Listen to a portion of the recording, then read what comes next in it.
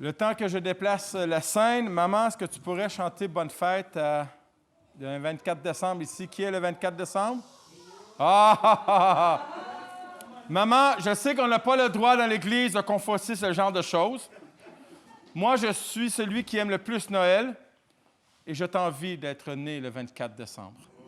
Mais, je te pardonne. Donc, est-ce que, Maman Annie, tu pourrais élever la voix pour chanter Bonne fête, s'il vous plaît, et à tous ceux dont c'est la fête aujourd'hui. Amen. Oh! Aujourd'hui! Hallelujah! Est-ce qu'on peut élever la voix pour Jessie, maman? Amen.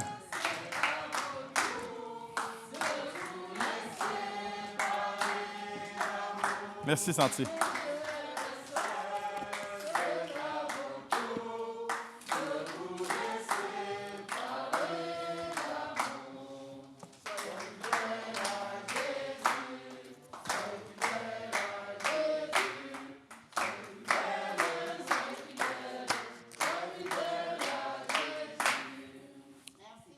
Wow!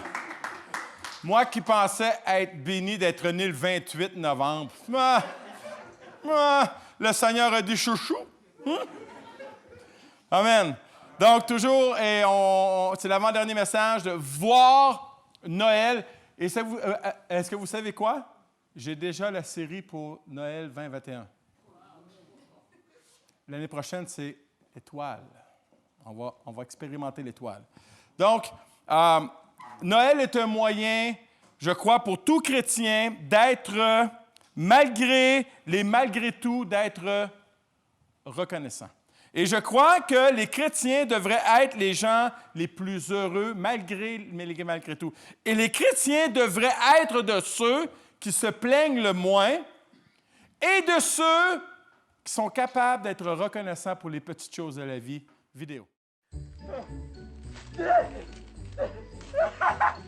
I'm alive! I'm alive! Yeah? Yeah? Yeah! Hey, Christine! You're here too! I love you! I know. Dad, what's happening?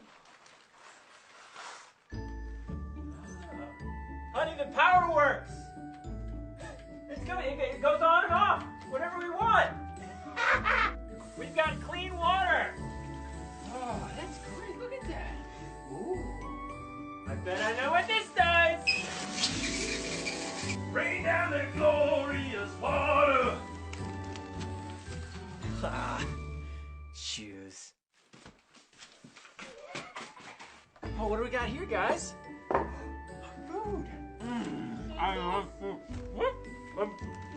A big food? You gonna have work? This is awesome. Look, listen here. Feed? The what? Jack, be careful! Oh, I have a car! Did you guys see this? Yeah, you have a car! A car! And don't forget your coffee. You're the best.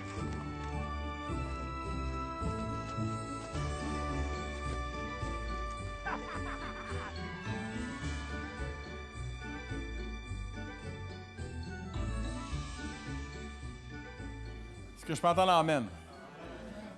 Il y a dans cette vidéo remplie d'humour une vérité profonde.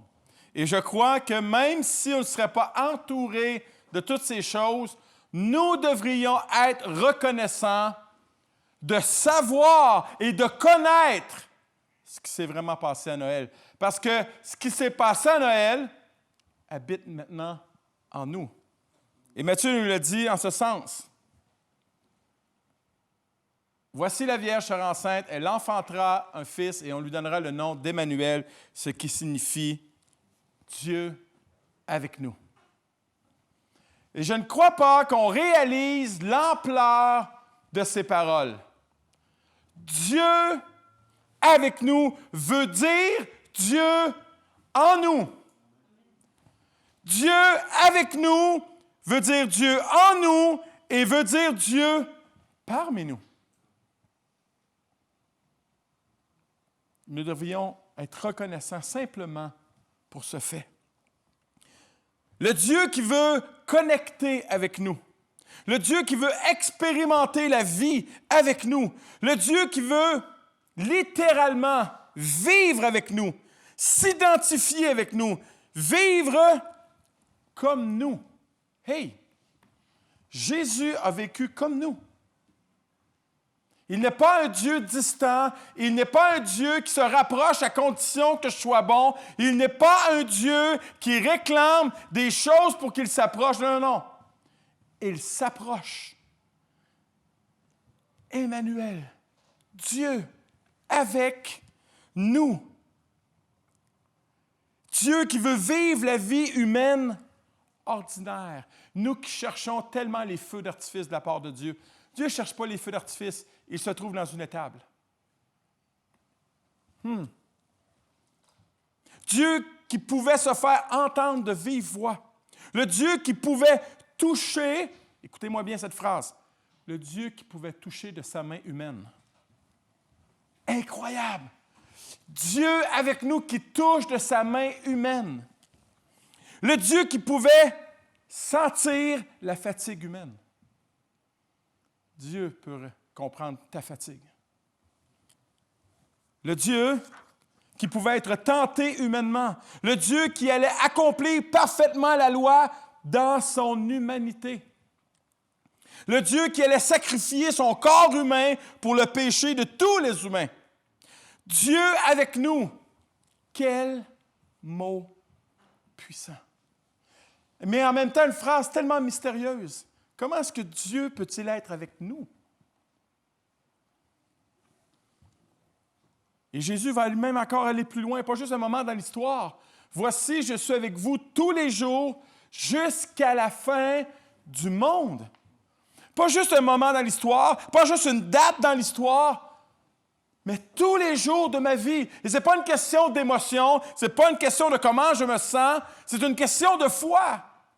Dieu est avec nous. Jésus est un Dieu responsable. Son absence physique ne signifie pas son absence totale.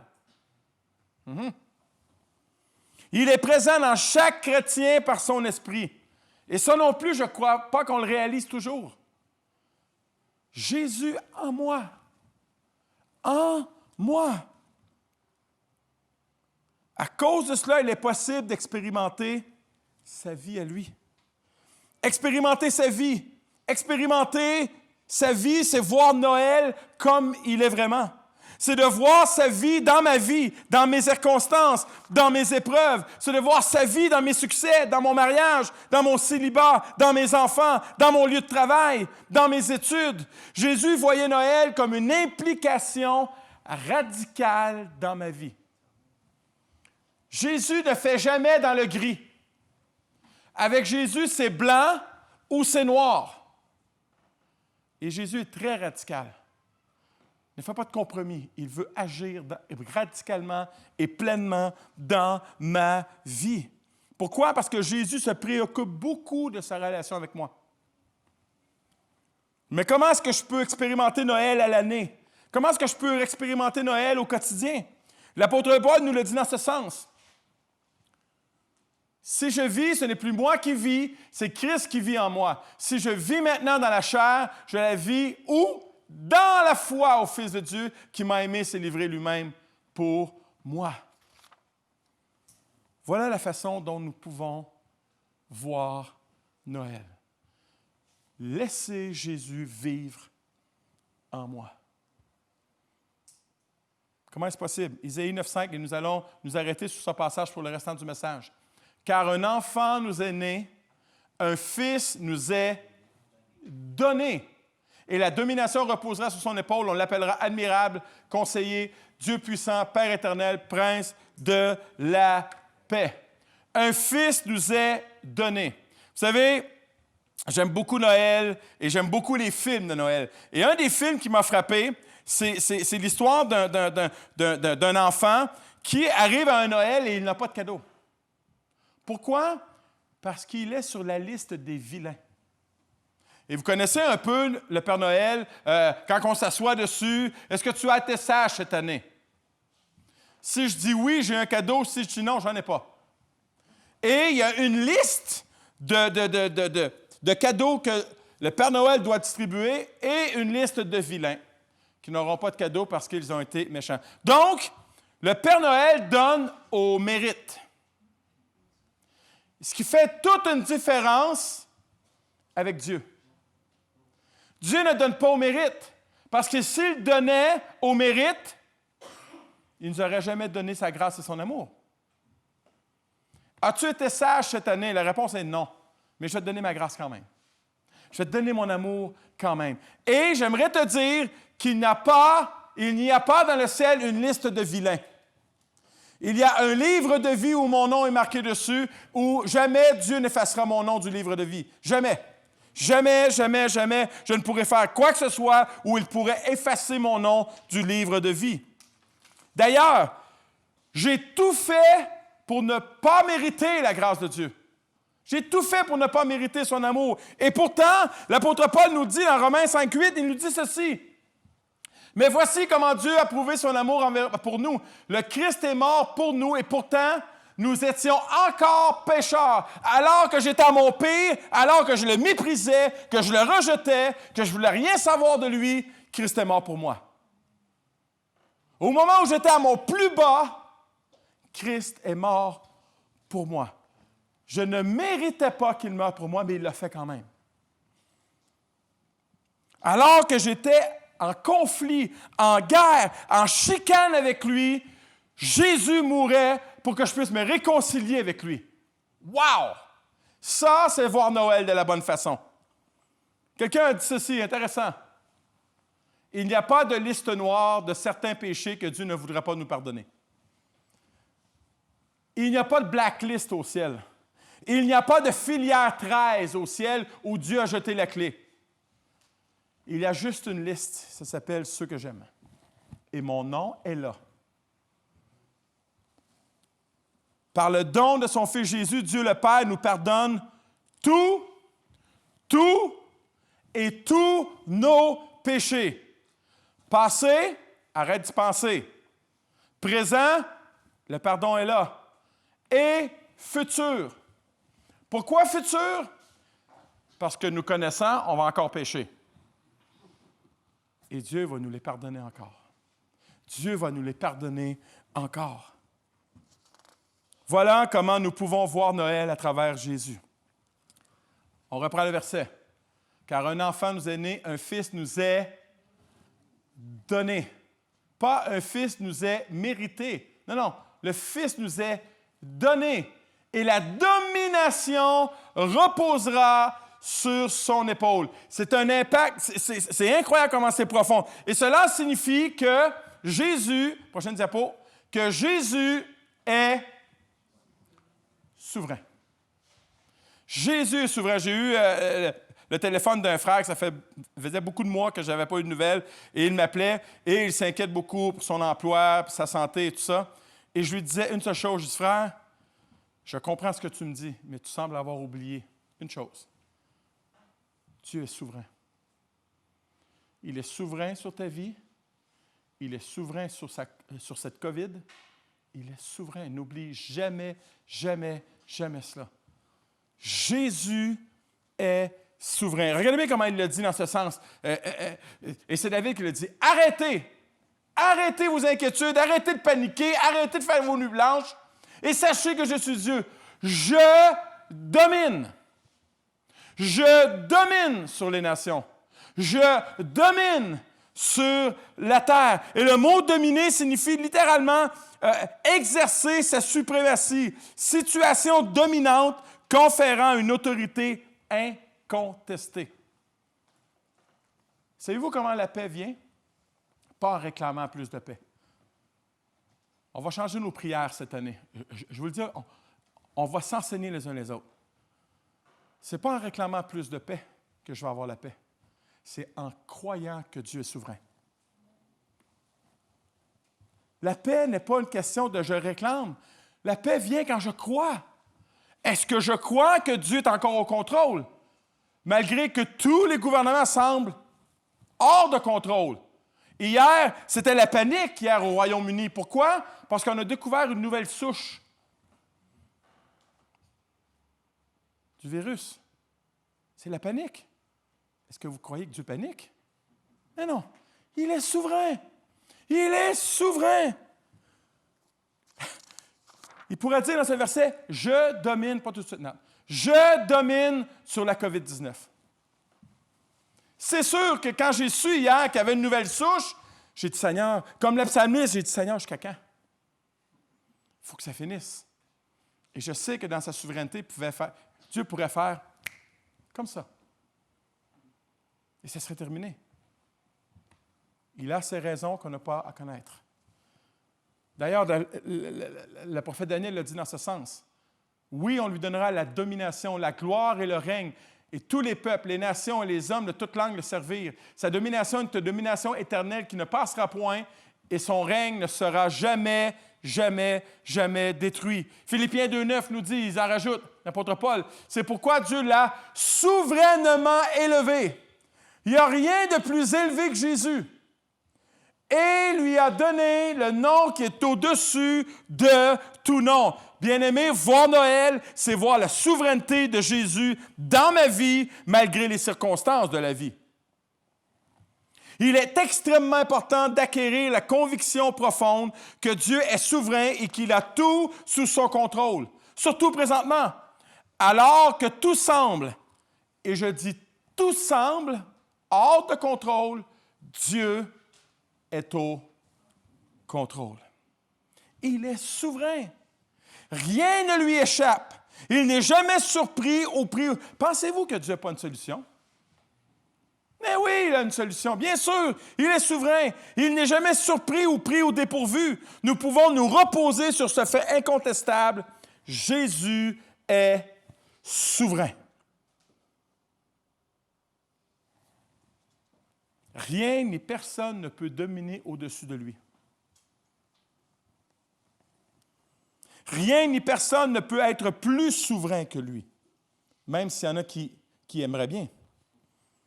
Rien ni personne ne peut être plus en contrôle que lui.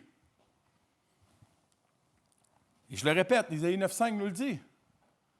La domination reposera sur lui. Il est intéressant de voir que le thème, la souveraineté sera sur ses épaules, symbolisait le pouvoir royal. Et comment on symbolisait ce pouvoir royal au Moyen Âge? On plaçait une clé sur l'épaule du souverain. Et la Bible parle de cette clé. Isaïe 22 nous dit, « Je mettrai sur son épaule la clé de la maison de David. Quand il l'ouvrira, nul ne fermera. Et quand il fermera, nul n'ouvrira. » Wow! Je connais les chrétiens, et je suis d'entre eux. Je connais les chrétiens défonceurs de portes. Qui frappent à la porte. Ils se font mal à l'épaule. Ils frappent. Et ça n'ouvre pas. Pourquoi? Parce que tu n'as pas la clé. C'est Jésus qui a la clé. Attends que Jésus ouvre la porte. Il dit, si la porte est fermée, personne ne peut ouvrir. Personne. Mais si c'est lui qui ouvre la porte, personne ne pourra la fermer. Est-ce que je peux entendre amen? Personne ne pourra la fermer. Et dans le livre de l'Apocalypse, Jésus va appliquer ce texte à lui-même, d'ailleurs. Écrit à l'ange de l'église de Philadelphie. Voici ce que dit le Saint, le véritable, celui qui a la clé de David, celui qui ouvre et personne ne fermera, celui qui ferme et personne n'ouvrira. Ça, c'est de la souveraineté. C'est lui qui ouvre, c'est lui qui ferme. Et des fois, bien-aimés, on en met beaucoup sur le dos du diable. Hein? Si une porte se ferme, ça se peut que ce soit Dieu qui la ferme. Alors, arrête de frapper sur la porte fermée, elle ne s'ouvrira pas. Cherche la porte que Jésus veut ouvrir. Cherche la porte que Jésus veut ouvrir. Aucune porte ne peut rester fermée si Jésus décide de l'ouvrir. Et s'il en ferme une, personne ne peut l'ouvrir. Jésus est le maître de la clé. C'est lui qui a la clé. Et d'ailleurs, je n'ai pas à avoir peur des portes fermées. Souvent, les portes fermées sont une protection et une bénédiction. Vous savez, j'ai mon oiseau Bibi Thunder. Et Baby est toujours sur le bord de la porte. Mais Baby ne sait pas qu'en bas, il y a le chat. Et si je lui ouvrirais la porte, ce serait la mort pour lui. Donc, la porte fermée est une bénédiction pour Baby. Et des fois, la porte fermée est une bénédiction pour nous. Pas besoin de forcer la porte, pas besoin de trouver le moyen de l'ouvrir. Lui seul, Jésus a la clé, lui seul peut l'ouvrir. Imaginez, Lazare est 4 jours mort dans le tombeau. Qu'est-ce que Jésus va faire? Je suis la résurrection et la vie. J'ai la clé de la vie. Ouvrez la pierre, ouvrez le tombeau. Oui, mais Seigneur, il sent depuis déjà, ça fait 4 jours qu'il doit déjà sentir. Ne t'ai-je pas dit que si tu crois, j'ai la clé de la vie. Et peut-être que tes rêves, tes projets, une relation semble morte. Elle sent déjà. Mais Jésus dit, tasse la pierre. Moi, j'ai la clé de la vie. J'ai le pouvoir de faire renaître des rêves, des projets, des relations. Je suis le souverain. Deuxième point ce matin. Car un enfant, tu vas trop vite, Nat. Car un enfant nous est donné, un fils nous est donné, et la domination reposera sur son épaule, on l'appellera admirable conseiller. Plusieurs commentateurs bibliques mettent admirable conseiller en même temps, et c'est ce que j'ai décidé de faire ce matin. Admirable conseiller. Et c'est quand même curieux parce qu'aujourd'hui, il y a des conseillers pour tout. Conseiller en orientation, conseiller financier, conseiller pour un emploi, conseiller pour les mariages, conseiller. Il y a un conseiller pour tout. Mais pour tout conseil spirituel, il y a un conseiller.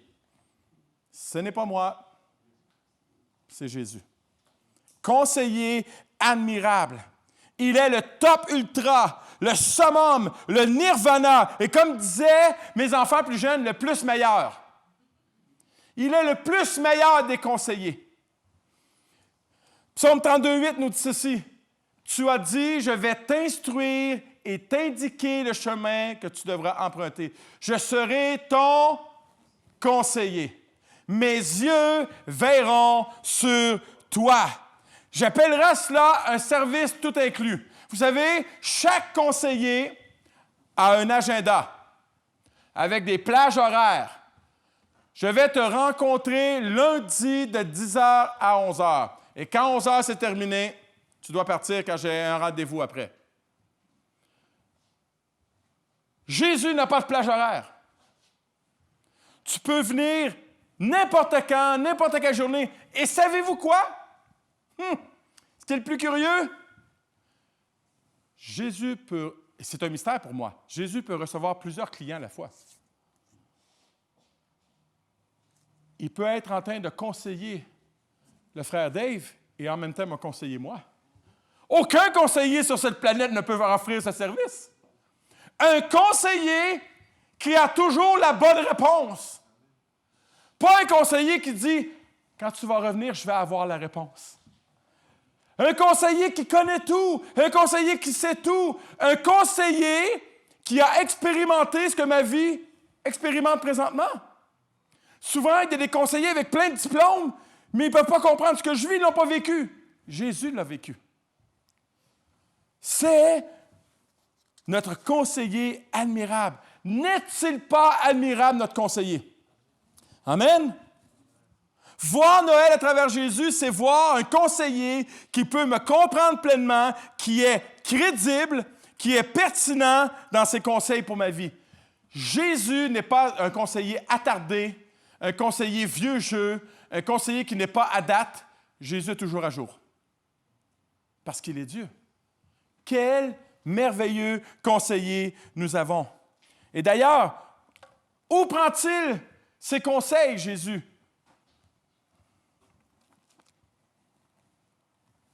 Jésus utilisera toujours la Bible pour me conseiller. Et si je vais avoir des conseils de la part de Dieu, si je vais avoir des conseils de l'admirable conseiller, je dois prendre du temps dans sa parole. Et exactement faire comme Marie. Marthe, la sœur de Marie, faisait beaucoup de choses, beaucoup d'occupations, beaucoup d'œuvres. Et Jésus ne reproche pas à Marie ce qu'elle fait. Ce qu'il lui dit, Marthe, Marie a choisi la bonne part. Marie était où? Au pied du Seigneur, à écouter sa parole. C'est pas mauvais de faire des choses pour Dieu. Mais Jésus a dit, elle a la meilleure place. Comme disaient mes enfants, c'est le plus meilleure place. Au pied de Jésus. Il utilisera toujours sa parole pour nous conseiller. Et jamais il n'ira hors de sa parole. Aimer sa parole, c'est aimer ses conseils. Aimer ses conseils, c'est aimer sa parole. Psaume 119, 24 nous dit ceci, c'est David qui le dit. « Tes ordres font tout mon plaisir. Ils sont mes meilleurs conseillers. » Même si son conseil ne fait pas mon affaire, c'est quand même mes meilleurs conseillers. Oui, mais est-ce que Dieu ne peut pas utiliser un homme et une femme, un pasteur? Absolument. Mais cherchez toujours des hommes et des femmes qui sont versés dans les Écritures. Que par leur parole, ils ne contredisent pas les Écritures. Et Jean dit ceci. Je suis le chemin, la vérité et la vie. Nul ne vient au Père que par moi. La question est celle-ci. Est-ce que Jésus est le chemin pour moi? Est-ce que Jésus est la vérité pour moi? Est-ce que Jésus est la vie pour moi? Et est-ce que Jésus est celui vers qui je peux aller vers le Père? C'est facile de dire ces choses. Comme je le disais dernièrement à une sœur, c'est facile de parler d'amour. Mais le manifester, c'est une autre chose. C'est facile de dire que Jésus est la vérité, mais l'expérimenter est une autre chose. Est-ce que c'est pour moi? N'est-il pas admirable? Notre conseiller. Troisième point. Car un enfant nous est né, un fils nous est donné, et la domination reposera sur son épaule. On l'appellera admirable, conseiller, Dieu puissant. Et le mot hébreu désigne littéralement un héros, un homme se distinguant du commun des mortels par ses prouesses. Moi, quand je prie pour l'Église ici. Et quand je prie, je dis, Seigneur, fais des choses qui vont n'être explicables que par toi. Tu sais, quelqu'un m'a texté dernièrement parce que je lui montrais la cuisine, tout le projet. Puis, waouh, c'est... Non. J'ai dit, tu n'as pas les yeux à la bonne place, là. C'est pas moi, c'est Jésus. Défocusé de sur moi, là. Oui, mais tu travailles tellement fort par la grâce qui est en moi. Jamais je vais prendre un seul crédit pour tout ce qui se passe ici présentement. Zéro. Zéro. Si Jésus ne dit pas oui, je ne peux pas travailler à son œuvre. Rappelez-vous, s'il ouvre une porte, personne ne peut fermer. S'il ferme la porte, personne ne peut ouvrir. Je ne fais ce qu'il me demande de faire.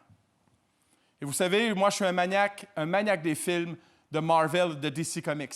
J'aime les films de héros. Pourquoi? Parce que c'est toujours les héros qui gagnent à la fin. Et j'aime ça. J'aime ça, même s'il y a plein de péripéties durant le film. Et vous savez que ces films brisent toujours des records au box-office. Pourquoi? Parce que je crois que les gens vont voir ces films de héros parce qu'ils sont en recherche d'un héros pour leur vie. Et ils sont réconfortés de savoir qu'il y a un héros qui veille sur eux. Et c'est spécial parce que ces héros sont fictifs. Et je me dis toujours, où sont ces héros pendant cette pandémie? Et j'aime cette image que j'ai trouvée, c'est une image humoristique, où Jésus est au milieu de tous les super-héros et il va dire à ces super-héros, voilà de quelle façon j'ai sauvé le monde. Et j'aimerais vous dire que chaque héros a ses faiblesses. Chaque héros a ses manquements. Chaque super-héros a ses limites. Jésus n'a rien de commun avec ses super-héros. Jésus n'a pas de faiblesse. Jésus n'a pas de limite. Jésus n'est pas limité. Jésus est le héros. Il est le super-héros. Il est le Dieu puissant. Il est le Dieu tout-puissant. Le grand je suis qui vient s'humilier et prendre forme humaine. Voir Noël à travers Jésus, c'est voir en lui le héros de ma vie. Le héros de mon épouse, ce n'est pas moi. C'est Jésus. Voir Noël à travers Jésus, c'est voir le héros en qui l'impossible devient possible. Wow! Mes impossibilités humaines deviennent possibles en Jésus le Tout-Puissant, le grand je suis, mon héros. Rien n'était impossible pour Jésus l'humain parce que Jésus n'avait rien perdu de sa divinité. Pas de limite pour Jésus. Tous les miracles que Jésus a opérés étaient d'origine divine, rien d'humain. Jésus n'était pas un illusionniste, un magicien prestidigitateur, ni un héros fictif du grand écran. Jésus n'avait pas de temps à perdre pour le pas vrai. Quand Jésus a marché sur les eaux, il n'y avait pas d'effets spéciaux, là. Il a marché sur les eaux. Quand Jésus a multiplié les pains et les poissons, il n'y avait pas d'effets spéciaux non plus. Ça s'est vraiment produit. Pourquoi? Parce que Jésus est Dieu. Et parce qu'il est Dieu, il est mon héros à moi. Jésus ne fait pas dans la fiction. Jésus ne fait pas un spectacle, ne fait pas un show. Jésus n'est pas un Luc Langevin, un Mesmer, un David Copperfield. C'est pour de vrai. Il n'arrange pas la caméra pour faire croire aux gens que c'est vrai. David Copperfield a fait disparaître la Statue de la Liberté. Ben non, elle est encore là. Jésus n'a pas besoin d'effets. Il est Dieu. Il est Dieu puissant, tout puissant. Jésus a été le héros de plusieurs personnes dans les évangiles. Le héros qui sauve, vous pouvez dire amen à n'importe quel moment. Le héros qui sauve, qui guérit, qui délivre. Le héros qui restaure, qui valorise, qui accepte. Le héros qui prend le temps de prendre le temps. Le héros qui est là quand tout a échoué. Rappelez-vous la femme qui a une perte de sang depuis 12 ans. Elle n'a plus rien. Jésus est le héros de tous ceux qui disent « je n'ai plus rien ». Il est le héros de tous ceux qui disent « j'ai tout essayé ». Il est le héros de tous ceux qui disent « il n'y a rien qui a marché ». C'est là que le héros intervient. Quand nous n'avons plus rien. Il est le héros. Un enfant nous est donné, un fils nous est donné. Alléluia. Et la domination reposera sur son épaule. On l'appellera admirable, conseiller, Dieu puissant, Père éternel. Et ce titre n'entre pas en conflit avec son Père. Ce titre a trait à ses rapports avec ses sujets. Un roi est toujours envisagé comme le père de son peuple. Et au Moyen Âge, les rois orientaux, comme les rois de Russie, les tsars de Russie, étaient appelés petit père du peuple. Et ils affectionnaient le surnom de père qui signifiait protecteur de la nation. Le Messie, Jésus, rend parfaitement cette fonction. Jésus est le roi des rois, le Seigneur des seigneurs. Il est un bon roi et un bon Seigneur. Je devrais dire amen. Jésus est le roi qui prend soin de ses sujets. Jésus n'est pas un tyran, mais un roi sensible aux besoins de ses sujets. Il n'est pas un roi indifférent. Jésus est un roi qui protège ses sujets. Il ne les abandonne pas quand vient la menace de l'épreuve. Jésus est un roi engagé envers ses sujets. Et la plus belle image que nous pouvons invoquer par rapport au roi, par rapport au Père éternel, est l'image du roi berger.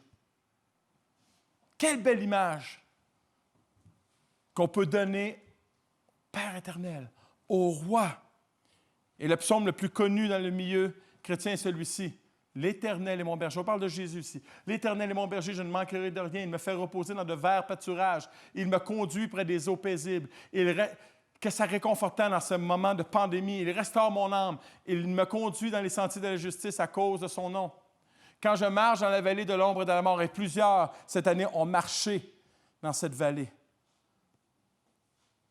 je ne crains aucun mal car tu es avec moi. Ta houlette et ton bâton me rassurent. Tu dresses une table devant moi, une table en face de mes adversaires. Tu oins d'huile ma tête et ma coupe déborde. Oui, le bonheur et la grâce m'accompagneront tous les jours de ma vie. J'habiterai dans la maison de l'Éternel. Oui, le bonheur et la grâce m'accompagneront tous les jours de ma vie. malgré les malgré tout de la vie, le bonheur et la grâce m'accompagneront jusqu'à la fin de mes jours. Et Jésus va réenchérir en Jean chapitre 10, verset 11. Je suis le bon berger. Le bon berger donne sa vie pour ses brebis. Jésus n'exige rien. Jésus donne. Et il donne. Et il donne. Quelle différence avec les rois, les premiers ministres et les présidents de ce monde. Jésus, qui est le grand souverain, se donne pour ses sujets, se donne pour ses brebis, se donne pour son peuple. Voilà comment on peut voir Noël à travers Jésus.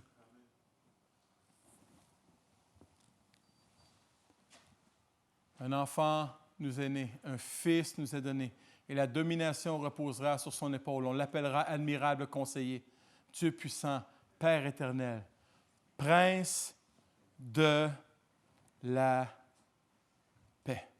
Et s'il y a un temps où on veut voir se manifester le Prince de la paix, c'est un temps comme aujourd'hui. C'est un temps comme aujourd'hui. Jim Cymbala dit ceci.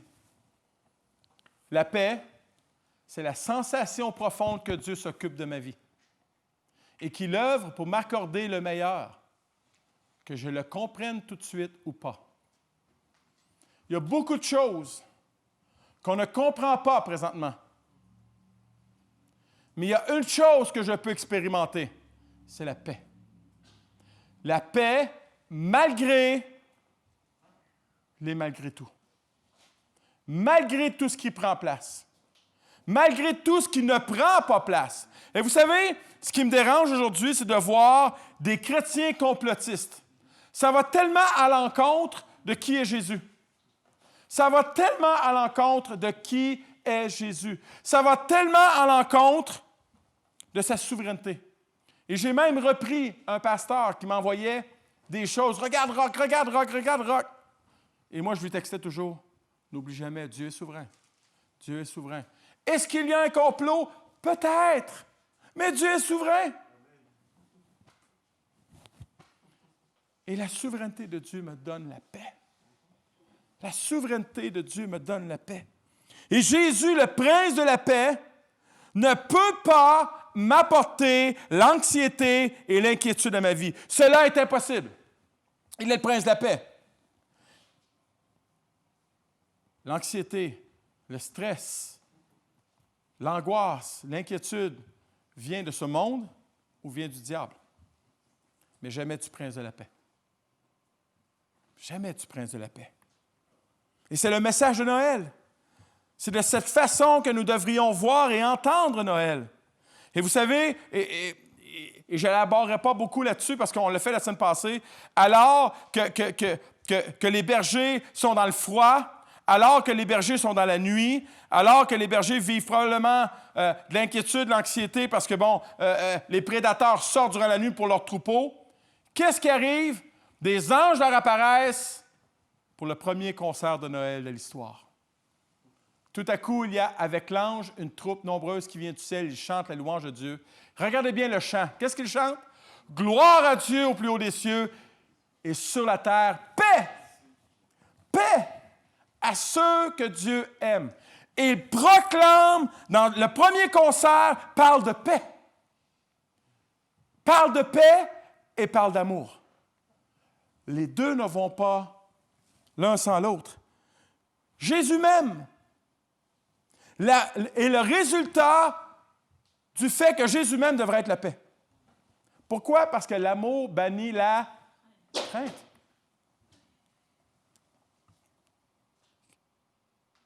Jésus m'aime. Et jamais l'amour de Jésus ne peut diminuer envers moi. Jamais. Dieu ne t'aimera jamais moins. Et ça, on a de la difficulté à le comprendre. Jésus ne t'aimera jamais, jamais, jamais, jamais moins. C'est impossible. Il m'aimait, il m'aime et il m'aimera toujours. Je t'aime d'un amour éternel. Rien ne pourra y changer quoi que ce soit. Avec Jésus, je suis condamné à être aimé. Je veux être condamné. à être aimé par Jésus. Wow! Wow! Trouvez-moi un mariage où il n'y a pas d'amour, je vais vous trouver un mariage où il n'y a pas la paix. Trouvez-moi un mariage où il y a la paix, je vais vous trouver un mariage où il y a l'amour. Trouvez-moi une église qui est divisée et je vais vous trouver une église où il n'y a pas l'amour car il n'y a pas la paix. Trouvez-moi une église qui est unie, je vais vous trouver une église qui a beaucoup d'amour et qui sont en paix. Et en bonus, on parle de paix ici, mais de quelle paix? On parle de sa paix à lui. On parle de sa paix à lui. Et souvent, j'entends, et je l'ai prié moi-même, je ne le prierai plus aujourd'hui. Seigneur, plus de ta paix. Comment est-ce que Jésus pourrait nous donner plus que sa paix? On ne voit pas l'apôtre Paul prier comme ça, on ne voit pas Pierre prier comme ça, on ne voit pas Jean prier comme ça, on ne voit pas l'apôtre Jacques prier comme ça. Pourquoi on prie des choses qui sont déjà, des prières qui sont déjà répondues? Je ne peux pas avoir plus que la paix de Jésus. Avoir plus de la paix de Jésus, c'est quoi? Je ne peux pas avoir plus que la paix de Jésus. On l'a déjà, sa paix. Par contre, on peut prier en ce sens. Seigneur, aide-moi à expérimenter ta paix. Ah, ça, c'est une autre chose. Jean chapitre... J'arrive à la fin de mon message. Je vous laisse la paix. Et Jésus dit, ouais, je vous laisse la paix, mais attends. Je vous donne ma paix. Ouf! Wow! Jésus, là, il met le package. Je ne vous la donne pas comme le monde donne. Ne soyez pas inquiets et n'ayez pas peur. Savez-vous, c'est quoi la paix de Jésus? Je vais vous le dire. C'est la paix de Dieu lui-même. Essayez de vous imaginer Dieu au ciel. Avez-vous déjà vu stressé? Dieu stressé? Avez-vous déjà vu Dieu inquiet? Non. Avez-vous Dieu ne dort pas, mais avez-vous déjà vu Dieu passer une nuit blanche? Non! Non! Parce que c'est le Dieu de paix. Le prince de paix. Il nous donne sa paix. Il nous donne sa paix, une paix dans toute sa plénitude. Et nous avons cette paix. Regarde ton voisin, dis, tu as cette paix. Tu as cette paix. Tu as cette paix. Je ne peux pas avoir plus de paix. J'ai le summum. Et je le répète encore comme mes enfants, j'ai le plus meilleur de la paix. J'ai la paix de Jésus. Hey! J'ai la paix de Jésus. Je vais vous expliquer c'est quoi la paix de Jésus. Il y a une tempête sur la mer. Jésus dort au bout du bateau. Jésus est en paix. Cette paix dans tes tempêtes, elle est là. Dors comme Jésus dans la tempête. Seigneur, je peux rien faire. Je dors. Wow! Quand on parlait contre lui, il était en paix. Et quand on parle contre toi, est-ce que tu es en paix? Tu es supposé. C'est la paix de Jésus. Ça ne veut pas dire que ça ne fait pas mal. Quand on cherchait à le prendre en faute, quand on complétait contre lui, Jésus était en paix. C'est de cette paix-là que Jésus nous donne. Quand on l'accusait faussement, Jésus était en paix. C'est cette paix qu'il nous donne. Quand tous l'ont abandonné, Jésus était en paix. Quand Pierre l'a renié, Jésus était en paix. Quand Judas l'a trahi, après que Jésus lui ait lavé les pieds, Jésus était en paix. Je vous donne ma paix. Quand il a remis sa volonté entre les mains de Dieu alors qu'il était dans le jardin de Gethsémani, Jésus était en paix. Il n'était pas en paix avant qu'il lui remette sa volonté. La parole nous dit qu'il était angoissé, mais aussitôt qu'il a remis sa volonté. Quand tu remets ta vie, ta volonté dans les mains de Dieu, tu es supposé expérimenter la paix. Pas « qu'est-ce qui va arriver maintenant? » Non. Dieu sait ce qui va arriver, sois pas inquiet. Lors de son arrestation, Jésus était en paix. Alors qu'il était souffrant à la croix, Jésus était en paix. C'est sa paix qu'il nous donne. C'est sa paix qu'il nous donne. C'est cette paix que Jésus nous a donnée, sa paix. Dans les pires moments de sa vie, Jésus était en paix. En paix de savoir que son Père avait tout sous son contrôle et que rien ne lui échappait. C'est cette paix, c'est sa paix qu'il m'a donnée quand il m'a attiré à lui pour son salut. Bien-aimés, arrêtez de prier pour plus de paix. Jésus ne peut pas vous répondre, vous l'avez déjà. Priez pour expérimenter cette paix. Philippiens, et d'ailleurs, on parle de prière, Philippiens 4 verset 6, 7. Ne vous inquiétez de rien, mais en toute chose, faites connaître vos besoins à Dieu par vos prières, des supplications, avec des actions de grâce, et la paix de Dieu qui surpasse toute intelligence gardera vos cœurs et vos pensées en Jésus-Christ. Échange les besoins qui t'inquiètent pour la paix de Jésus. Échange les choses, les personnes qui t'apportent inquiétude, anxiété, stress, blessure, nuit blanche, pour expérimenter la paix de Jésus. C'est ce que Jésus faisait constamment. Et probablement que Jésus se disait, « Papa, ça me fait tellement mal que Judas m'ait trahi. Mais je suis en paix. Parce que je sais que tu sais. » On peut perdre, on ne peut pas perdre au change. Et j'aimerais terminer avec une histoire que j'ai lue et qui m'a fait réaliser c'est quoi expérimenter la paix de Jésus. L'homme dit, « Allongez-moi par terre. Ne vous mettez pas en peine pour moi, je suis au point de mourir. » Telles furent les paroles d'un soldat grièvement blessé à la bataille de Sedan en Première Guerre mondiale. Ses camarades le laissèrent effectivement sur place et retournèrent au combat. Quelques minutes plus tard, un officier, l'apercevant baignant dans le sang, lui demanda s'il pouvait lui être utile en quelque chose. « De l'eau? »« Non, merci, je suis en train de mourir. »« Ne puis-je vraiment rien faire pour vous, écrire à vos proches? »« Je n'ai pas d'amis. À qui pourriez-vous écrire? » « Mais cherchez dans mon pactage un Nouveau Testament. À la fin du chapitre 14 de l'Évangile de Jean se trouve un verset où il est question de paix. Vous pourriez me le lire, s'il vous plaît? L'officier s'exécuta. « Je vous laisse la paix. Je vous donne ma paix. Que votre cœur ne se trouble point et ne s'alarme point. » Le mourant remercia en ajoutant, « Je possède cette paix. Je m'en vais vers mon Sauveur. Dieu est avec moi. Je ne désire plus rien d'autre. » Sur ces mots, il expira et son esprit rejoignit celui qu'il aimait. Et la phrase clé dans cette histoire, c'est « Je possède cette paix. » Il ne voulait pas plus de paix à ce moment-là. Il l'avait. Il l'avait. Il ne prie pas pour la paix. Et je crois, prochaine diapo, et je crois qu'avec ce que nous avons expérimenté ce matin, car un enfant nous est né, un fils nous est donné, et la domination reposera sur son épaule. On l'appellera admirable, conseiller, Dieu puissant, Père éternel, Prince de la paix. Comment pourrions-nous désirer plus pour Noël? Aucun cadeau sous l'arbre ne peut équivaloir à Jésus. Maintenant, ce n'est pas simplement de savoir, mais d'expérimenter Jésus. D'expérimenter Noël. De voir Noël comme Dieu l'a vu depuis les temps d'éternité. Comment est-ce que je vais voir Noël?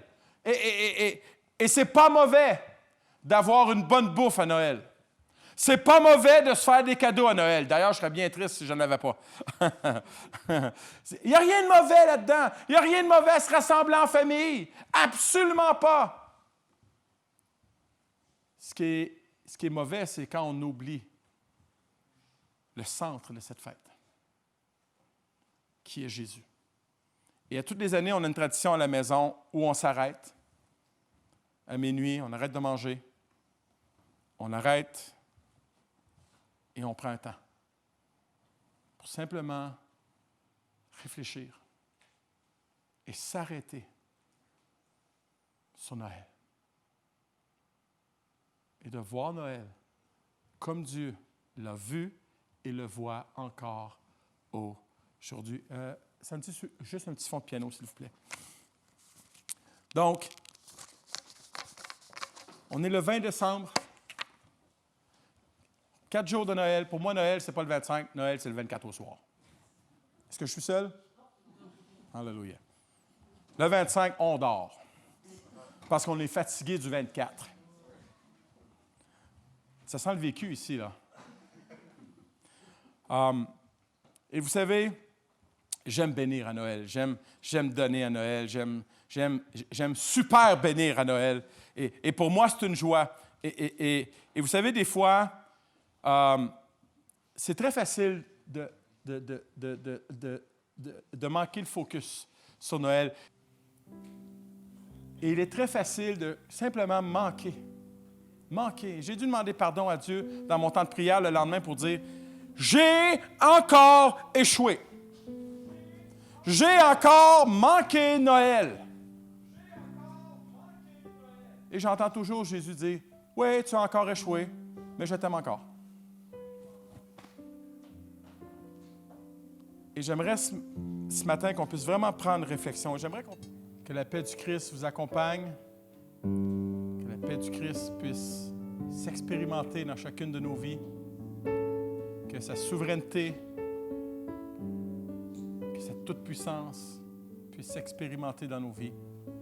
Amen. Soyez bénis, soyez prudents. Le retour à la maison, je ne sais pas si c'est glissant, mais soyez prudents. Et on se revoit dimanche prochain ou le 24 au soir. On est en train de préparer quelque chose par vidéo, bien sûr. Donc, et aussi, plusieurs personnes s'inquiètent pour la semaine prochaine. Ils reconfinent, mais ce n'est pas en rapport avec les lieux de culte. Donc, on se revoit dimanche prochain pour le 27 décembre. Donc, soyez prudents, soyez bénis et on se revoit dimanche prochain.